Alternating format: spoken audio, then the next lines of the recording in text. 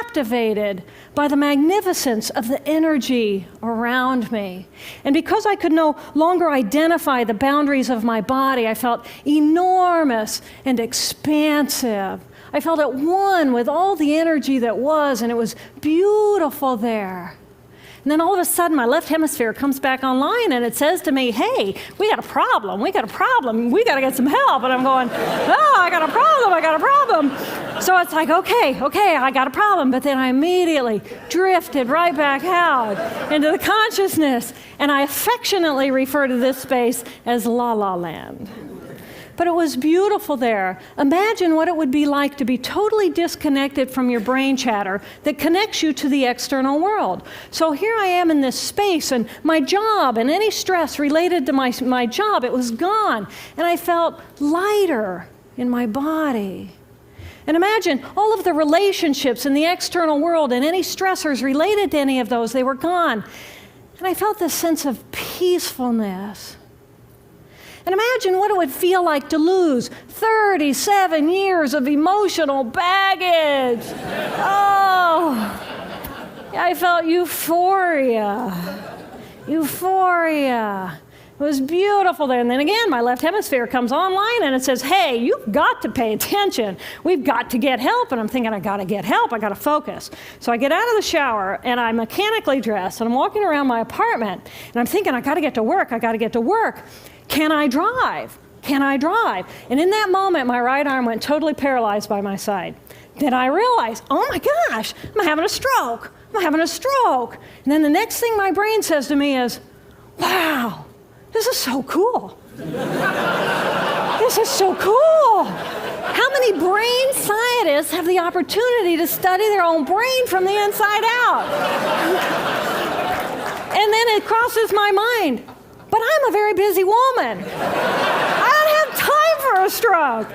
It's like, okay, I can't stop the stroke from happening, so I'll do this for a week or two, and then I'll get back to my routine. Okay, so I got to call help. I got to call work. I couldn't remember the number at work. So I remembered in my office I had a business card with my number on it. So I go into my business room. I pull out a 3-inch stack of business cards. And I'm looking at the card on top. And even though I could see clearly in my mind's eye what my business card looked like, I couldn't tell if this was my card or not, because all I could see were pixels. And the pixels of the words blended with the pixels of the background and the pixels of the symbols, and I just couldn't tell. And then I would wait for what I call a wave of clarity. And in that moment, I would be able to reattach to normal reality. And I could tell, that's not the card, that's not the card, that's not the card. It took me 45 minutes to get 1 inch down inside of that stack of cards. In the meantime, for 45 minutes, the hemorrhage is getting bigger in my left hemisphere. I do not understand numbers. I do not understand a telephone, but it's the only plan I have. So I take the phone pad and I put it right here. I take the business card, I put it right here, and I'm matching the shape of the squiggles on the card to the shape of the squiggles on the phone pad. But then I would drift back out into La La Land and not remember if when I come back if I'd already dialed those numbers. So I had to wield my paralyzed arm like a stump and cover the numbers as I went along and push them so that as I would come back to normal reality, I'd be able to tell, yes, I've already dialed that number. Eventually, the whole number gets dialed, and I'm listening to the phone, and my colleague picks up the phone, and he says to me, and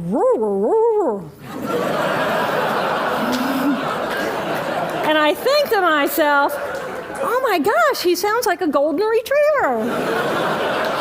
And so I say to him, clear in my mind, I say to him, this is Jill, I need help. And what comes out of my voice is, and I think, oh my gosh, I sound like a golden retriever. So I didn't know that I couldn't speak or understand language until I tried. So he recognizes that I need help, and he gets me help. And a little while later, I'm riding in an ambulance from one hospital across Boston to Mass General Hospital. And I curl up into a little fetal ball. And just like a balloon with the last bit of air just right out of the balloon, I just felt my energy lift and I felt my spirit surrender. And In that moment, I knew that I was no longer the choreographer of my life, and either the doctors rescue my body and give me a second chance at life, or this was perhaps my moment of transition. When I woke later that afternoon, I was shocked to discover that I was still alive. When I felt my spirit surrender, I said goodbye to my life, and my mind was now suspended between two very opposite planes of reality. Stimulation coming in through my sensory systems felt like pure pain. Light burned my brain like wildfire, and sounds were so loud and chaotic that I could not pick a voice out from the background noise, and I just wanted to escape. Because I could not identify the position of my body in space, I felt enormous and expansive, like a genie just liberated from her bottle. And my spirit soared free like a great whale gliding through a sea of silent euphoria. Nirvana. I found nirvana. And I remember thinking there's no way I would ever be able to squeeze the enormousness of myself back inside this tiny little body. But then I realized, but I'm still alive. I'm still alive, and I have found nirvana. And if I have found nirvana and I'm still alive, then everyone who is alive can find nirvana. And I pictured a world filled with beautiful, peaceful, compassionate, loving people who knew that they could come to this space at any time and that they could purposely choose to step to the right of their left hemispheres and find this peace. And then I realized what a tremendous gift this experience could be. What a stroke of insight this could be to how we live our lives. And it motivated me to recover. 2.5 weeks after the hemorrhage, the surgeons went in and they removed a blood clot the size of a golf ball that was pushing on my language centers. Here I am with my mama, who's a true angel in my life. It took me 8 years to completely recover.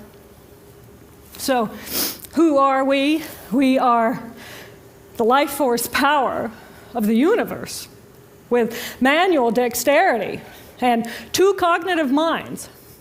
And we have the power to choose moment by moment who and how we want to be in the world. Right here, right now, I can step into the consciousness of my right hemisphere where I am the life force power of the universe. I am the life force power of the 50 trillion beautiful molecular geniuses that make up my form, at one with all that is.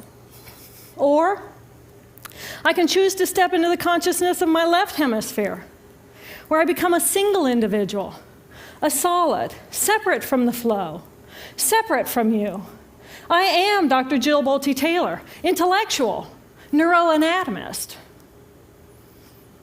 These are the we inside of me. Which would you choose? Which do you choose? And when? I believe that the more time we spend choosing to run the deep inner peace circuitry of our right hemispheres, the more peace we will project into the world, and the more peaceful our planet will be. And I thought that was an idea worth spreading. Thank you.